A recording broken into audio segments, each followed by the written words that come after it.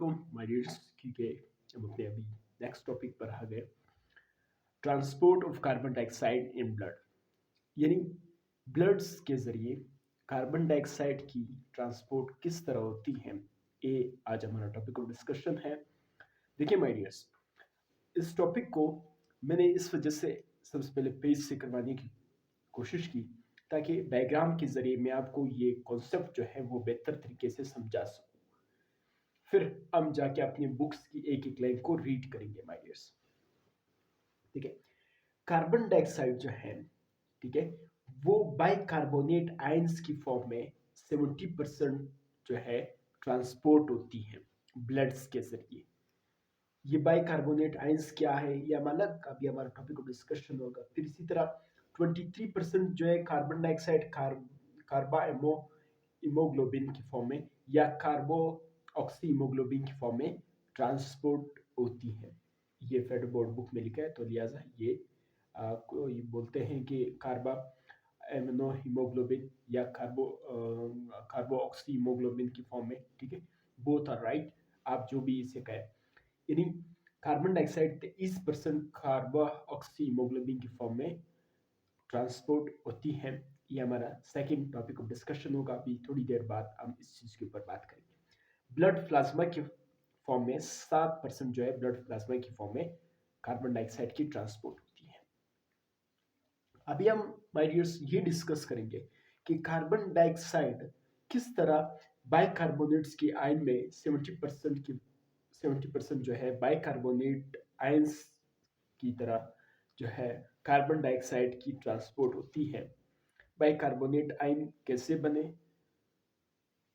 कहाँ से आया, ये तमाम डिटेल अभी इस डायग्राम के जरिए मैं आपको समझाऊंगा कि किस तरह कार्बन डाइऑक्साइड बाइकार्बोनेट आयंस की फॉर्म में 70% जो है ट्रांसपोर्ट होती है माय डियर्स। आप यहां देख सकते हैं माय डियर्स, देखिए कार्बन डाइऑक्साइड प्रेशर पी मतलब प्रेशर, ठीक है, प्रेशर ऑफ कार्बन डाइऑक्साइड जो है वो टिश्यू में ज्यादा होती है। देखिए टिश्यू या सेल, सेल के अंदर कार्बन डाइऑक्साइड है या टिश्यू है, ठीक है, यानी बहुत सारा सेल मिलके एक टिश्यू बन जाता है। ठीक है, सपोज यहाँ पे अभी हम समझ रहे हैं कि एक टिश्यू है, ये जो आपको डायग्राम नजर आ रहा है एक टिश्यू है, इसमें कार्बन डाइऑक्साइड ज्यादा होती है। कार्बन डाइऑक्साइड इस टिश्यू के अंदर कहाँ से आया ये मैंने डिटेल डिस्कशन की रिस्पायरेशन में। ठीक है, कि जब आप ऑक्सीजन लेते हैं तो आपके सेल्स के अंदर जो है ग्लूकोज मॉलिक्यूल की ब्रेकडाउन होती है, तो आपके सेल्स के अंदर कार्बन डाइऑक्साइड बन जाता है, जिसकी वजह से आपके टिश्यू के अंदर कार्बन डाइऑक्साइड ज्यादा हो जाता है। ये हमने डिटेल डिस्कशन की। हम ये चीज यहाँ पे डिस्कस नहीं कर रहे, जस्ट हम ये चीज डिस्कस कर रहे हैं कि टिश्यू के अंदर कार्बन डाइऑक्साइड की प्रेशर ज्यादा होती है। ठीक है, और रेड ब्लड सेल यानी खून का जो सेल है रेड ब्लड सेल, उसके अंदर कार्बन डाइऑक्साइड की प्रेशर लो होती है। ये चीज यहां तक हमने डिस्कस किया। तो कार्बन डाइऑक्साइड हायर प्रेशर से लोअर प्रेशर की तरफ जाएगा, यानी टिश्यू से खून की तरफ यानी ब्लड की तरफ जाएगा। ठीक है, बिल्कुल, यानी हायर प्रेशर से लोअर प्रेशर की तरफ जाएगा। देखिए कार्बन डाइऑक्साइड है रेड ब्लड सेल्स के अंदर, खून के सेल्स के अंदर, रेड ब्लड सेल्स के अंदर, क्योंकि यहाँ पे ये मैंने खून का एक सेल लार्ज करके दिखाया है, तो ये एक रेड ब्लड सेल है।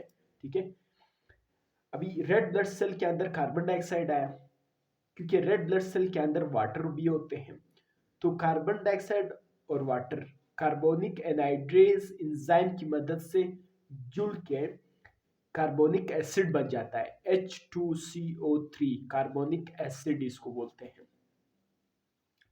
यानी टिश्यू से क्या है, कार्बन डाइऑक्साइड है, ब्लड के अंदर वाटर था, तो carbon dioxide plus water carbonic anhydrase enzyme की मदद से जुड़ के क्या बना, कार्बोनिक एसिड बना।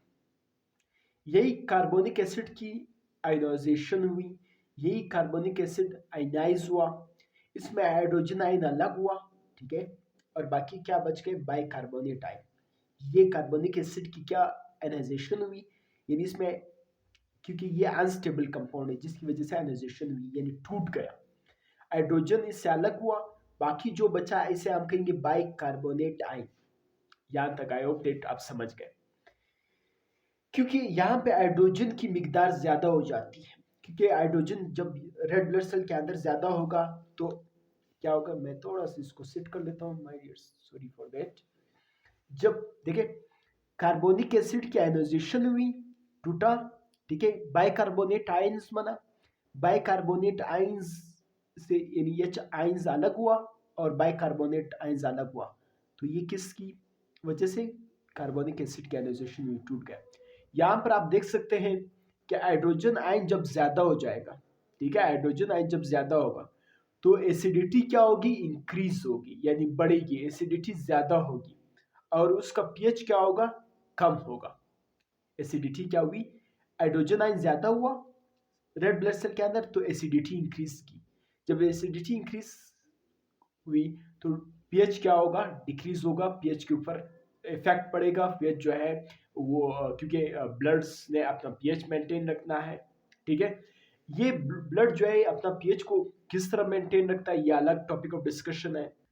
यहाँ पे मैं ये अर्ज कर रहा था माय डियर्स कि एच आयन ज्यादा होने की वजह से एसिडिटी इंक्रीज हुई क्योंकि पीएच के ऊपर फर्क पड़ा, और जब पीएच यहाँ पर मेंटेन नहीं होगा, ठीक है, तो जिसकी वजह से फिर यहाँ पे काफी डिजीज कॉज हो सकते हैं। तो हमने पीएच को मेंटेन रखना है क्योंकि रेड ब्लड सेल एक बफर सोल्यूशन के तहत काम कर रहा होता है, यानी ये अपना जो पीएच है उसे मेंटेन रखता है। क्या होता है, ये हाइड्रोजन ये आके हीमोग्लोबिन के साथ अटैच हो जाता है। ये हीमोग्लोबिन कहाँ से आया था, ये वो हीमोग्लोबिन है जिसने यहाँ पे ऑक्सीजन छोड़ा और कार्ब हाइड्रोजन अटैच हुआ, ठीक है। बस यहाँ तक सिर्फ पहले आप समझ ले कि ये हाइड्रोजन ये हीमोग्लोबिन फिर कहाँ जाएगा, ये अभी हम थोड़ी देर बाद डिस्कस करेंगे। ये हाइड्रोजन आया हीमोग्लोबिन के साथ, क्या हुआ, अटैच हुआ। जब हीमोग्लोबिन के साथ अटैच हुआ तो ये हीमोग्लोबिनिक एसिड बनेगा, हीमोग्लोबिनिक एसिड बनेगा, और यहाँ पे पीएच पर किसी किस्म की चेंज नहीं आएगा क्योंकि हाइड्रोजन जा रहा है हीमोग्लोबिन के साथ अटैच होकर हीमोग्लोबिनिक एसिड बन रहा है। आई होप दैट यहाँ तक आपको समझ आ गया।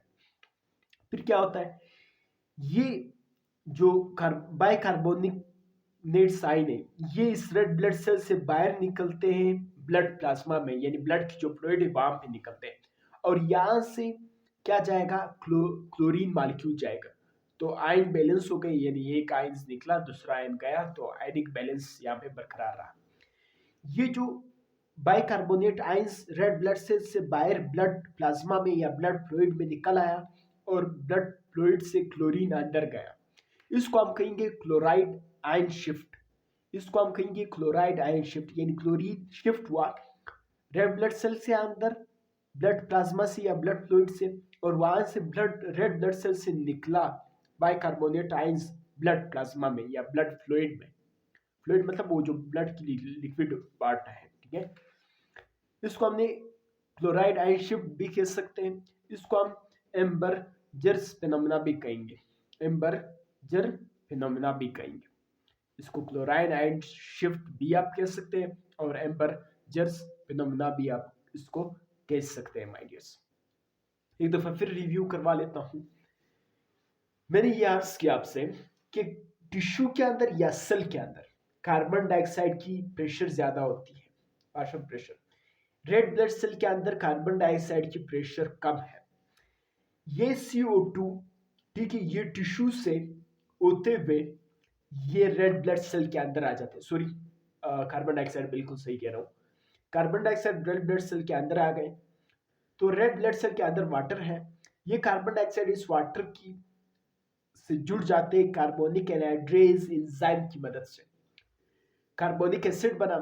कार्बोनिक एसिड एक अनस्टेबल कंपाउंड है, ये टूट जाते हैं, आयनाइज हो जाते हैं, इससे हाइड्रोजन अलग हो जाता है और बाकी जो रह गए इसको हम बाइकार्बोनेट आयन कहेंगे। यह हाइड्रोजन जो है ये यहाँ पे पीएच को चेंज करता है, ब्लड पीएच को, तो इसको हमने क्या करना है, इसके लिए हमने कोई सोल्यूशन निकालना है। तो ये हाइड्रोजन आके यहाँ पे हीमोग्लोबिन के साथ अटैच होके हीमोग्लोबिनिक एसिड बनेगा, ठीक है।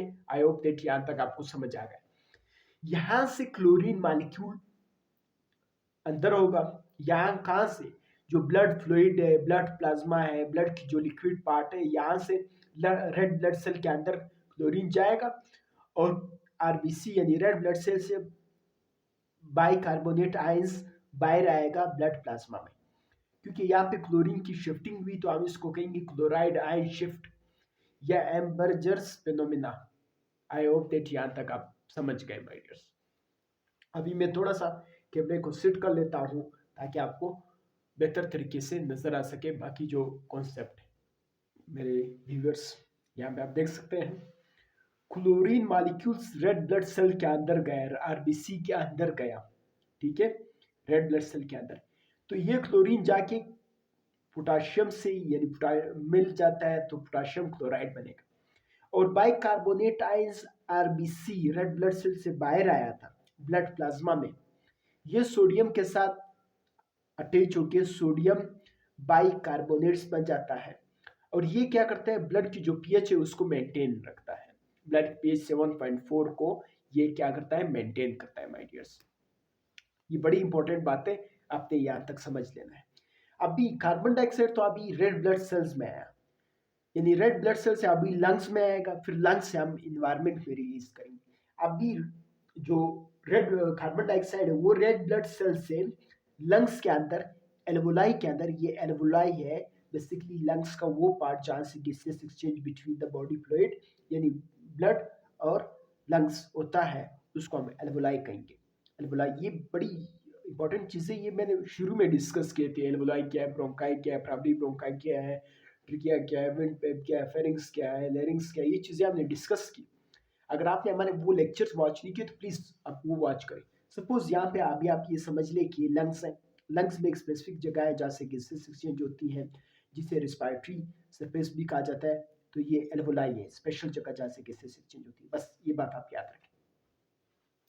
अभी कार्बन डाइऑक्साइड तो रेड ब्लड सेल यानी खून के सेल्स के अंदर है, तो जब वो लंग्स में लंग्स की तरफ जब वो आएगा, फिर लंग्स से हम बाहर इन्वायरमेंट में निकालेंगे, रिलीज करेंगे। जैसे आपने ऑक्सीजन लिया और कार्बन डाइऑक्साइड निकाला, ठीक है, तो कार्बन डाइऑक्साइड आपने लंग्स से इन्वायरमेंट में निकाला।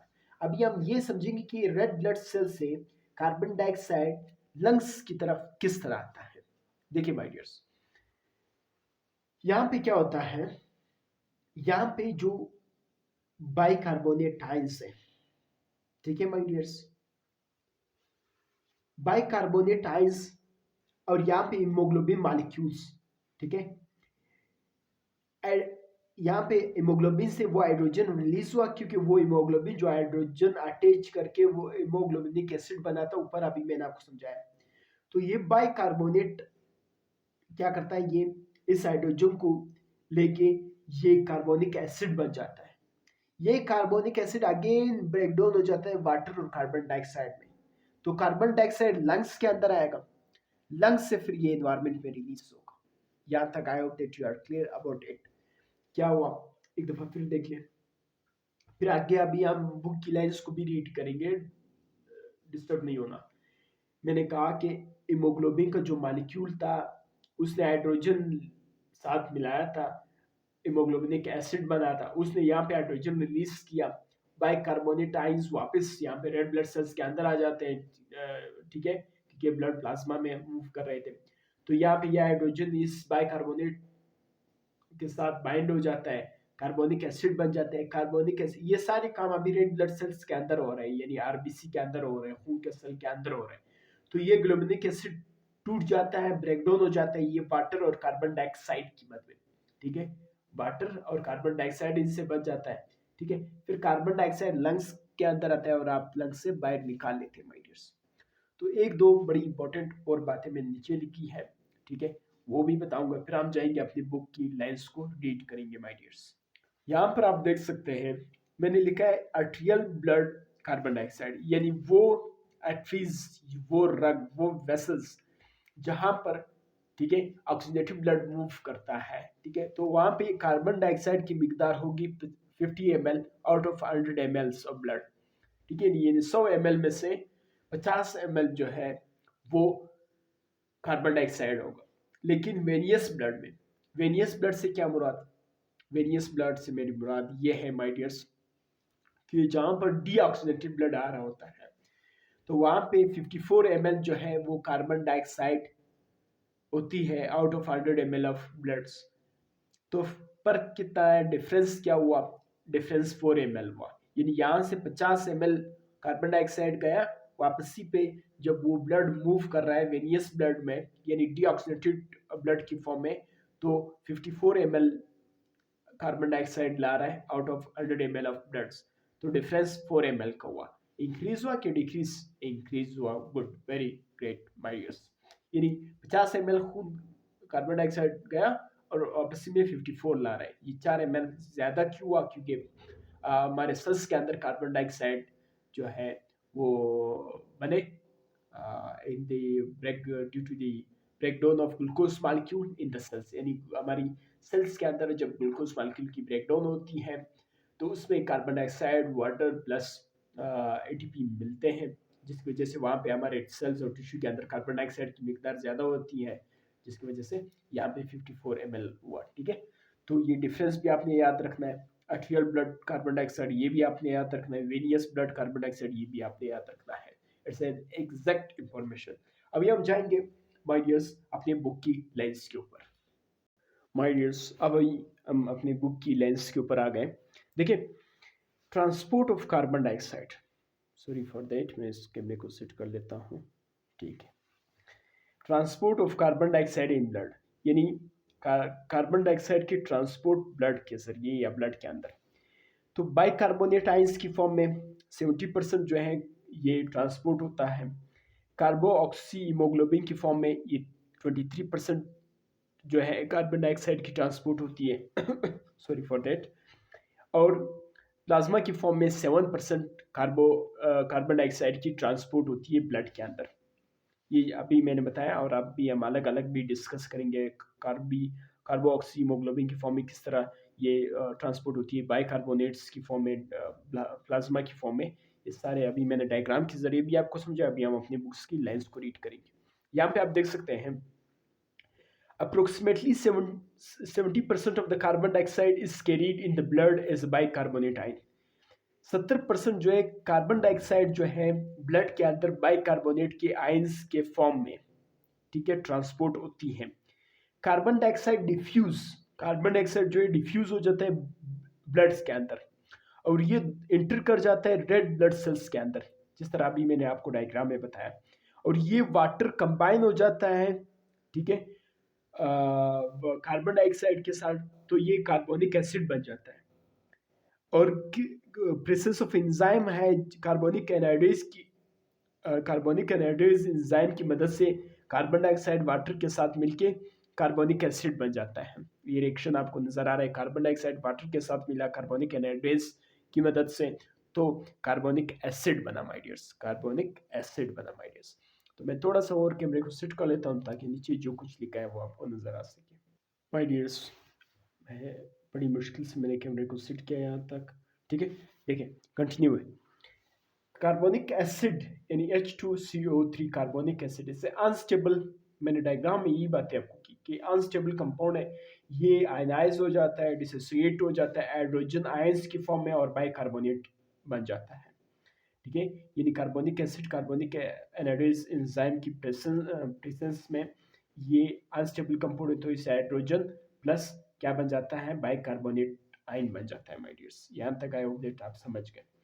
ये जो इंफॉर्मेशन है, जो साइड इंफॉर्मेशन है, ये आपको नजर आ, ये मैंने पिछली लेक्चर्स में बड़ी डिटेल डिस्कशन की, तो काइंडली अगर आपने उस लेक्चर को या आपने वीडियो को पीछे से नहीं देखा है तो आप इसको वॉच कर सकते हैं, ताकि यहाँ पर आपको फिर बेहतर समझ आए। ये दोनों साइंस ट्रीटमेंट, ये transport of oxygen in blood के हवाले से थी। खैर, यहाँ पे क्योंकि हाइड्रोजन जो है रेड ब्लड सेल्स के अंदर ज़्यादा अकुमुलेट हो जाते हैं, बढ़ जाते हैं, जिसकी वजह से एसिडिटी जो है इंक्रीज कर जाता है ब्लड के अंदर, और यहाँ पे पीएच डिक्रीज हो जाता है। Since this does not occur since haemoglobin buffer that hydrogen format, क्योंकि यहाँ पे हीमोग्लोबिन जो है या रेड ब्लड सेल्स वो जो है बफर यानी अपनी पीएच को मेंटेन रखने के लिए क्या करता है, हाइड्रोजन जाके हीमोग्लोबिन के साथ अटैच हो जाता है। ये तमाम बातें अभी नेक्स्ट पेज के ऊपर है, तो हम जाते हैं अपनी नेक्स्ट पेज को कंटिन्यू करेंगे। तो हम ये बता रहे थे आपको डियर्स कि वही हाइड्रोजन जो है हीमोग्लोबिन के साथ अटैच होके ऑक्सी हीमोग्लोबिन बन जाता है। ठीक है, oxy sorry for that haemoglobinic acid बन जाता है। ये हीमोग्लोबिन कहाँ से आया था कि वो हाइड्रोजन अटैच हुआ जब हीमोग्लोबिन ऑक्सीजन लाया, ठीक है। तो ये रेड ब्लड सेल्स के अंदर इसने ऑक्सीजन रिलीज किया, ठीक है। यहाँ पे सिर्फ हीमोग्लोबिन रह गया, हीमोग्लोबिन ने यहाँ से हाइड्रोजन अटैच करके हीमोग्लोबिनिक एसिड बन जाता है, ठीक है। यानी रेड ब्लड सेल्स के अंदर जब हीमोग्लोबिन जो है ऑक्सीजन के 4 मॉलिक्यूल लाया, तो रेड ब्लड सेल्स के अंदर हीमोग्लोबिन ने 4 ऑक्सीजन के मॉलिक्यूल रिलीज कर दिया, तो आगे रेड ब्लड सेल्स के अंदर सिर्फ क्या बचा, हीमोग्लोबिन बचा। हीमोग्लोबिन यहाँ से हाइड्रोजन को अटैच कर लेता है, ठीक है, हीमोग्लोबिनिक एसिड बन जाता है।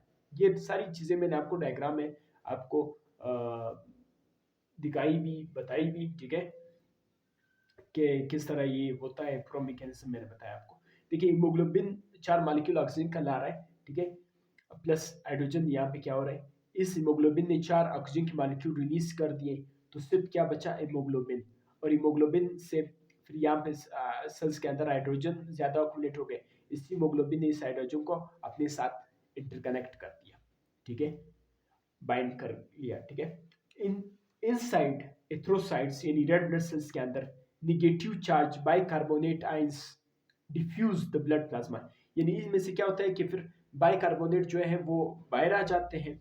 This is the balanced by the diffusion of chloride ion, और क्लोराइड आयन अंदर चला जाता है इन अपोजिट डायरेक्शन में। This is achieved by a special bicarbonate chloride carrier protein that exists in the RBC membrane, यानी red blood cells के membrane के अंदर एक बाइकार्बोनेट कैरियर प्रोटीन है जिसकी मदद से वो क्लोराइड आयन अंदर चला जाता है रेड ब्लड सेल्स के अंदर, और बाइकार्बोनेट आयन बाहर आ जाता है ब्लड प्लाज्मा में। यहाँ तक हमने डिस्कस किया, ठीक है। This protein moves the two ions in the opposite direction, यानी क्लोरीन आयन अंदर जाता है, बाइकार्बोनेट आयन बाहर आ जाता है, अपोजिट डायरेक्शन में होते हैं। Maintaining the balance of ions, जिसमें आयन की बैलेंस करना बोथ साइड, यानी अंदर भी बाहर भी, तो इसको हम क्लोराइड शिफ्ट या एम्बर्जेंस फिनोमेना कहते हैं। ये तमाम चीजें यहाँ पे मैंने, अगर मैं आपको पेज के ऊपर दिखाऊं, ये मैंने आपको यहाँ पे समझाई, ठीक है। ये सारी बातें मैंने आपको यहाँ पे समझाई, अगर आपने वीडियो को शुरू से नहीं देखा तो प्लीज़ काइंडली आप उसको देख लें। ये सारा ये मैंने आपको समझाया कि देखिए क्लोरीन अंदर गया, और sorry for that extremely sorry for that, chlorine अंदर गया और बाइकार्बोनेट साइन बाहर आया, इसको हम क्लोराइड आयन शिफ्ट या एम्बर्जेंस फिनोमेना कहते हैं। ये सारी बातें मैंने आपको डिटेल से बताई। तो ये डायग्राम मैंने आपको बताया, ठीक है, कि कार्बन डाइऑक्साइड से ये वाटर मॉलिक्यूल्स कार्बोनिक एनाडेज की मदद से मिलके कार्बोनिक एसिड, फिर कार्बोनेट आयंस और हाइड्रोजन अलग हुआ, इस हाइड्रोजन को हीमोग्लोबिन ने अटैच किया, ठीक है। फिर यहाँ पे हीमोग्लोबिन हाइड्रोजन रिलीज किया, ठीक है। ये आरबीसी और लंग्स के बारे में अभी बात हो रही है। फिर यहाँ से कार्बोनिक बाइकार्बोनेट आयंस अंदर आया, हाइड्रोजन यहाँ पे रिलीज हुआ, कार्बोनिक एसिड बना, कार्बोनिक एसिड आयनाइज हुआ वाटर और कार्बन डाइऑक्साइड में, कार्बन डाइऑक्साइड लंग्स के अंदर गया और लंग्स से फिर इन्वायरमेंट। ये भी हमने पिछले अभी मैंने आपको डायग्राम में बताई। यहाँ पे अभी आप जिस तरह देख सकते हैं माय डियर्स कि chlorine ions that enter in the RBC, यानी क्लोरीन आयन जब आरबीसी रेड ब्लड सेल्स के अंदर गया, अभी थोड़ी देर पहले भी मैंने आपको डायग्राम में फिर बताया आपको, वो पोटाशियम के साथ मिलके पोटाशियम क्लोराइड बन जाता है, ठीक है। बाइकार्बोनेट आयंस जब आरबीसी से बाहर आते हैं ब्लड प्लाज्मा के अंदर, तो ये सोडियम के साथ मिलके सोडियम बाइकार्बोनेट बन जाते हैं। तो ये क्या करता है, ये ब्लड की पीएच को अप्रोक्सीमेटली मेंटेन करता है जो 7.4 है। The buffer mechanism that exist in the blood, ठीक है। बफर मैकेनिज्म यहाँ पे होता है कि वो ब्लड के अंदर एग्जिस्ट करता है। बफर क्या है, वो पीएच को मेंटेन करने का जो प्रोसेस है, ठीक है, ताकि वो ना ज़्यादा एसिडिक रहे ना बेसिक रहे, मेंटेन रहे, इस एक्शन को हम बफर कहते हैं। ये बातें भी मैंने अभी आपको बताई, यहाँ पे मैं आपको दिखा सकता। ये देखें कि मैंने कहा था कि क्लोरीन आरबीसी के अंदर का है, रेड ब्लड सेल्स के अंदर, वो पोटाशियम क्लोराइड के साथ मिलके पोटाशियम क्लोराइड बन जाता है। इसी तरह बाइकार्बोनेट आयंस वो सेल से बाहर ब्लड प्लाज्मा के अंदर आया, तो ब्लड प्लाज्मा के अंदर सोडियम है, यही सोडियम जो है बाइकार्बोनेट के साथ मिलके सोडियम बाइकार्बोनेट बन जाता है। तो ये इस पीएच को मेंटेन रखता है 7.4 माय डियर्स। बस the end of the topic है, थोड़ी सी 2 मिनट आप और सुन लें। Transport of carbon dioxide depend upon the partial pressure, यानी जो कार्बन डाइऑक्साइड की ट्रांसपोर्ट है वो जो कार्बन डाइऑक्साइड की प्रेशर की, यानी अगर कार्बन डाइऑक्साइड का पार्शियल प्रेशर ज़्यादा था तो कार्बन डाइऑक्साइड की ट्रांसपोर्ट ज़्यादा होगा, अगर कम था तो कार्बन डाइऑक्साइड की ट्रांसपोर्ट कम होगा।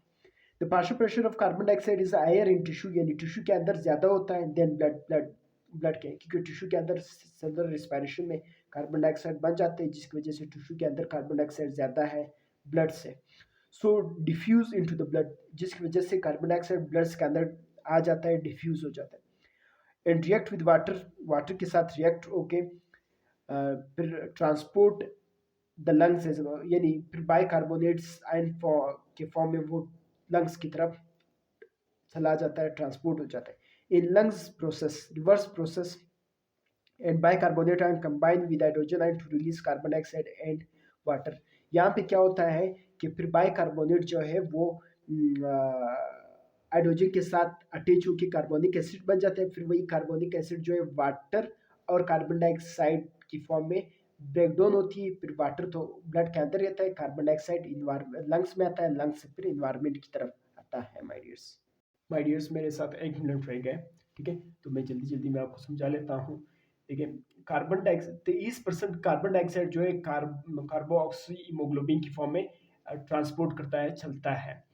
कार्बन डाइऑक्साइड कंबाइन, यानी हीमोग्लोबिन की ग्लोबिन पार्ट से कार्बन डाइऑक्साइड कंबाइन हो जाता है। ठीक है, the reaction depend upon the partial pressure of, यानी कार्बन डाइऑक्साइड की जो रिएक्शन है वो partial pressure of carbon dioxide पे डिपेंड करती है, यानी अगर कार्बन डाइऑक्साइड प्रेशर ज्यादा होगा, ठीक है, तो रिएक्शन इसी पे डिपेंड करेगा।